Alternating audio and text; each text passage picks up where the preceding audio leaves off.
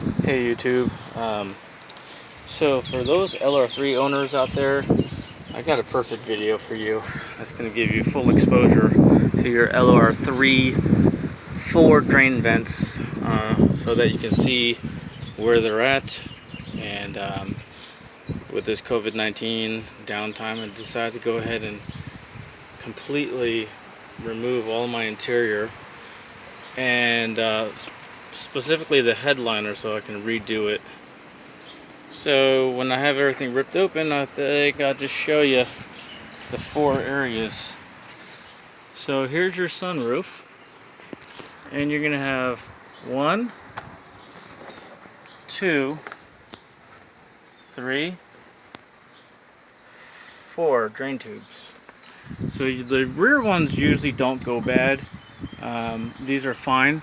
So basically the tube goes from the rear, follows along the curtain airbag. I'll show you this side. Follows along and goes on down and plugs right into there. Here's what the plug looks like. And so the back ones don't usually get too bad. They don't usually get too corroded. But for some reason, the front ones tend to corrode or disintegrate and fall apart. So I'll show you the front. Oh, by the way, there's videos. So I got my sunroof top off too. So that that channel goes back here. You cannot clean that out. You cannot access it. Even with this rooftop off, you cannot access the drain port to clean it. You can, however, access the ones in the front, which are up here. But just a little FYI, unless you are able to sleek like a little piece of plastic down there to clear it out. But okay, so 2 things that usually happen. Show you this sunroof here. So either this part here, the plastic portion, breaks, or this little part here could corrode or disintegrate and fall off. So when the roof line drains from the drain, it goes right over your headliner everywhere else. So there's that one. But all 4 of my nipples on these are good. Now, the front portion follows the channel here, goes down through the dash side, and then there's a little cover. You just pull it off the front and it pops down.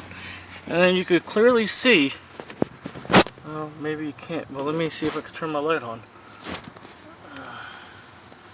So you can see back here where it plugs in to the wall, to the where it actually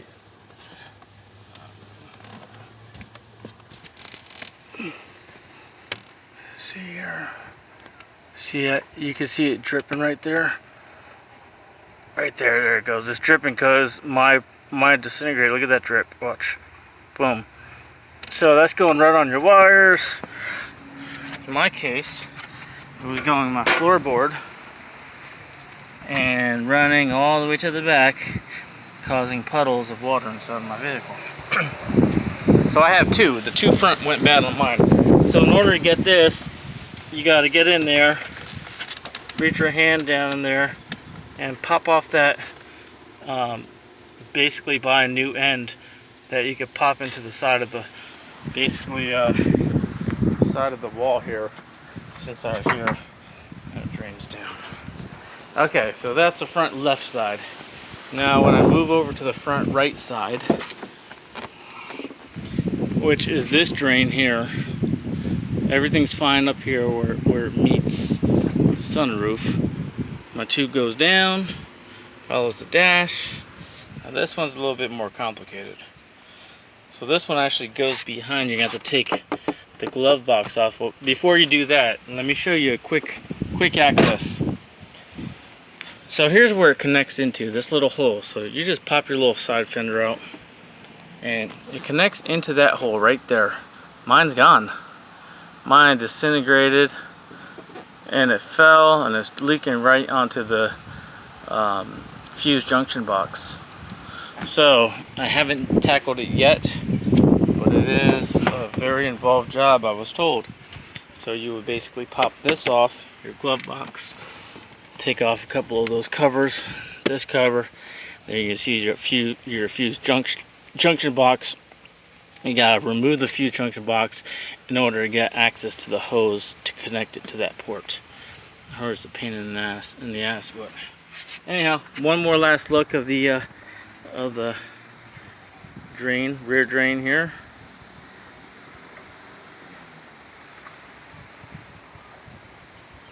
Front drain, front right drain, front left drain,